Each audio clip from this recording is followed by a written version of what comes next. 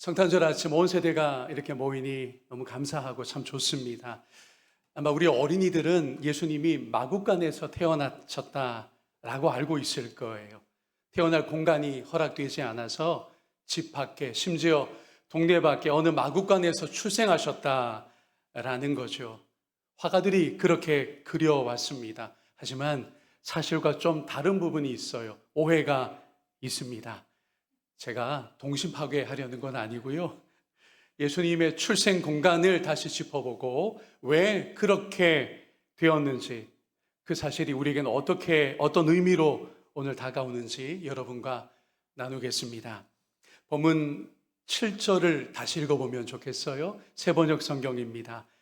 마리아가 첫 아들을 낳아서 포대기에 싸서 구유에 눕혀 두었다. 여관에는 그들이 들어갈 방이 없었기 때문이다. 일단 마구간이라는 말이 없습니다. 가축의 먹이통인 구유에 아기 예수님이 누웠을 뿐입니다. 그리고 중요한 건 여관에 방이 없었다는 부분인데 설명이 좀 필요해요. 자, 여러분, 당시에는 오늘의 여관이나 숙박업소가 전혀 없었습니다. 여관이란 가정에서 2층에 보유하던 손님방을 가리킵니다. 그러니까 게스트룸인 거예요. 1층에는 당시에 무엇이 있었습니까? 제가 그림 자료를 준비했는데 가축을 위한 공간을 저렇게 두었습니다. 거기에 구유가 놓여 있었습니다.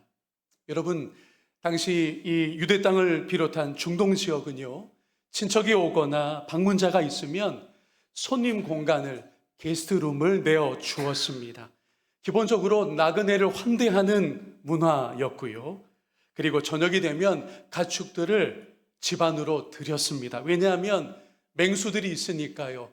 가축을 훔쳐가는 도둑들이 있으니까요. 또 추워지면 가축들이 힘드니까요. 그래서 집 안으로 저녁이 되면 가축들이 들어왔습니다. 자, 그렇다면 좀 이상합니다. 마리아의 남편 요셉이 다윗 가문이고 다윗의 고향은 베들레헴이며 그 베들레헴을 지금 방문하고 있기에 분명 친족이 있을 텐데 왜 게스트룸 하나, 손님방 하나 얻지를 못했느냐라는 것입니다. 무슨 일이 있었던 것일까요? 1절과 3절을 보아야 할 것 같습니다. 세번역 성경입니다.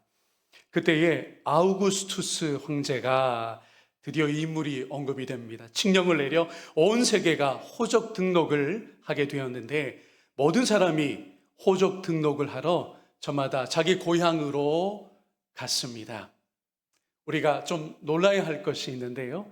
예수님의 탄생 이야기에 로마 황제가 먼저 거론되었다는 사실입니다. 바로 아우구스투스 황제입니다. 카이사르 아우구스투스, 개역 성경에 가이사 아구스도라고 되어 있지요. 그는 로마 제국의 초대 황제입니다. 로마의 내란을 딱 정리하여 이른바 팍스 로마나 로마의 평화를 이루었고 그걸 온 세상으로 확대하려던 위대한 통치자였습니다. 영어로 여러분 8월을 어떻게 부르느냐 하면 어거스트라고 불러요. 그 어거스트가 어디서 온 거냐면 아구스투스 황제 이름에서 온 것입니다. 태양이 가장 강렬한 한 달을 통째로 그에게 바친 것입니다. 일반적으로 큰 위인에게 하루를 줍니다. 세종대왕을 기리기 위해서, 그렇죠, 10월 9일 한글날을 제정했고, 미국에서는 마틴 루터 킹 데이라고 있어요. 킹 목사님이 미국의 인권을 위해서 신앙을 가지고 위대한 역할을 했기 때문에 1월 셋째 월요일이 루터킹 목사님 데이로 정해져 있습니다. 여러분, 예수님조차 딱 하루 공휴일을 얻으신 건데 그게 오늘 성탄절이잖아요. 아우구스투스 황제는 무려 한 달을, 그게 몇 월이라고요? 8월 한 달을 통째로 차지합니다. 그 위세를 아시겠죠? 그가 역사 속에 남긴 족적을 아시겠죠? 본문을 기록한 누가는 의도적으로 아기 예수와 황제 아우구스투스를 나란히 놓고 있습니다. 이 아우구스투스가 호적 등록을 명령합니다. 1절에서 우리가 읽은 그대로예요. 당시 온 세계가 천하가 그 명령을 따라 움직였습니다. 호적을 위해 저마다의 고향으로 이동한 거예요. 먼 길을 여행했습니다. 그 중에는 요셉과 정혼한 마리아 그리고 태중에 예수님도 있었습니다. 고향 베들레헴에 도착했는데 친족의 집들도 손님 방이 이미 다 차버렸습니다. 누구 때문입니까? 아우구스투스 황제 때문이에요. 호적하도록 천하를 움직였으니까요. 호적을 위해서 많은 사람이 베들레헴에 고향을 둔 많은 사람이 이 다윗의 옛 동네로 몰려왔습니다. 요셉과 마리아가 머물 만한 곳에 이미 다른 가족들이 들어와 있었고요. 먼저 도착해 있었고요.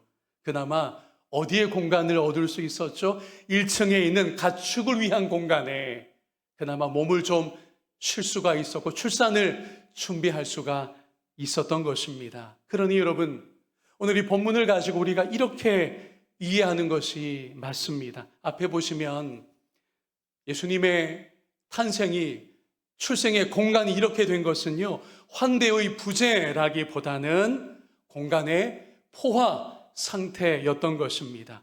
다윗의 동네 베들레헴에도 대거 귀향이 있었던 것이고요.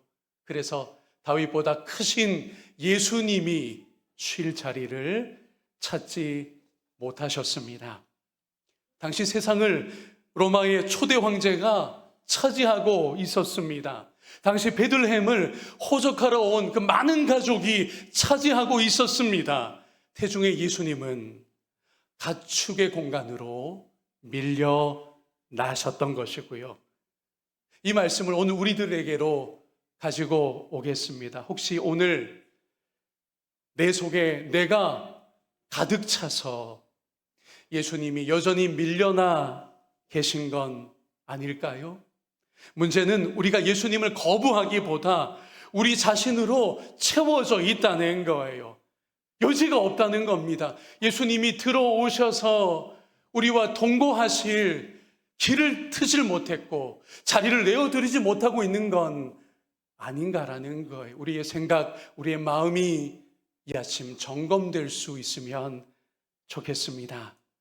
우리는 종종 우리 자신의 야망으로 차 있습니다. 그래서 예수님이 가축의 공간으로 밀려나십니다. 때로는 나의 상처가 나를 꽉 채워서 예수님마저 내 마음에로 들어오지 못하는 건 아닐까요? 여러분, 상처에 계속 머물러 있는 거 답이 되질 못해요. 피해의식을 앞세우는 거 신앙 성숙에 유익하지 못합니다.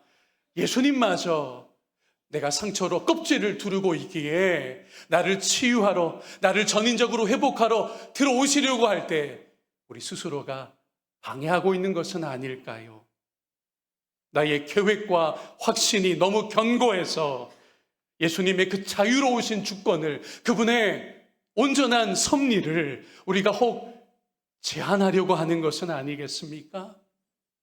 여러분의 불안이, 여러분의 염려가, 여러분의 바쁨이 오늘도 예수님을 문 곁에 세워두고 있는지도 모르는 것입니다. 이런 우리의 실존을 깊이 묵상하여 노래에 잘 담았던 이가 있습니다. 가수였고 목사가 된 하덕규 씨입니다. 그분이 이게 1988년도에 이 곡이 세상에 나왔는데요. 시인과 촌장 시절에 발표했던 가시나무라는 노래가 바로 그 곡입니다. 조성모 씨가 처음 부른 거 아니에요? 여러분, 하덕규 씨를 기억해야 됩니다. 목사님이세요. 이런 고백으로 그 노래가 시작됩니다. 내 속엔 내가 너무도 많아 당신의 쉴 곳 없네. 내 속엔 헛된 바램들로 당신의 편할 곳 없네. 저의 모습은 아닐까요? 여러분의 모습은 혹시 아닙니까? 오히려 예수님은 자신을 비우셨습니다. 그 유명한 케노시스의 예수님 되심이죠. 빌립보서 2장입니다. 그분이 하늘의 영광을 뒤로 하셨습니다. 신적인 권리를 포기하셨습니다. 모든 걸 내려놓고 이 땅에 종의 형체를 오히려 취하여 우리 곁으로 오셨습니다. 자신을 주장하지 않으셨어요. 예수님 자신의 비전으로 사역하지 않으셨습니다. 하루 한순간 오직 하늘아버지의 뜻을 이루어 나갔던 그분의 3년간의 공생애였던 것입니다. 우리와 함께하기 위함이었습니다. 물론 성부 하나님의 뜻을 그렇게 해서 온전히 이루셨습니다. 말씀을 정리하겠습니다. 한 가지 오늘 여러분에게 나눈 겁니다. 내 속에 내가 너무 많은 것은 아닐까요? 그것이 여러분이 야망이든 불안이든 신앙적인 확신이 너무 강해서이든 그 무엇이 되었든 우리의 마음이 예수 그리스도로 차지될 수 있기를 원합니다. 그분만이 우리의 구주이십니다. 세상의 구주이십니다. 그분만이 하늘 평강을 우리에게 주실 수가 있어요. 운전대를 다른 분에게 그리스도 예수께 맡겨야 합니다. 배의 키를 잡고 있던 우리 손을 놓아 예수 그리스도를 선장실로 모셔야 할 줄로 믿습니다. 우리가 너무 많아서 내 자가 너무 강해서 예수님마저도 들어오지 못하신다면, 우리 가운데 예수님마저도 편히 역사하시지 못한다면 그것만큼 안타까운 일이 어디 있겠습니까? 누가복음 2장의 예수님의 탄생의 공간에 관한 말씀은 오늘 이 복된 도전으로 우리에게 다가온 것입니다.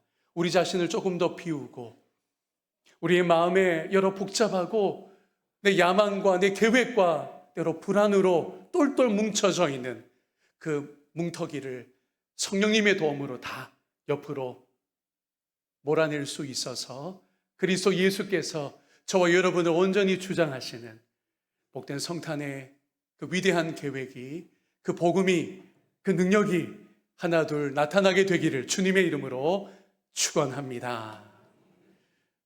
말씀을 여러분이 들으셨으니까요, 늘 말씀이 있으면 우리가 응답하는 것이 있어야 돼요. 이게 개혁교회의 영성과 예배의 중요한 원리입니다. 말씀은 듣는데 잘 들었어요, 은혜 받았습니다, 반응 없으면 안 됩니다. 그래서 제가 설교 준비하는 만큼이나 공들여서 우리가 이 말씀 앞에 어떻게 응답할 수 있을까, 그걸 공동 기도문으로 조금씩 작성을 해보았습니다. 여러분과 함께 이제 이 기도를 주님께 올려드리겠습니다.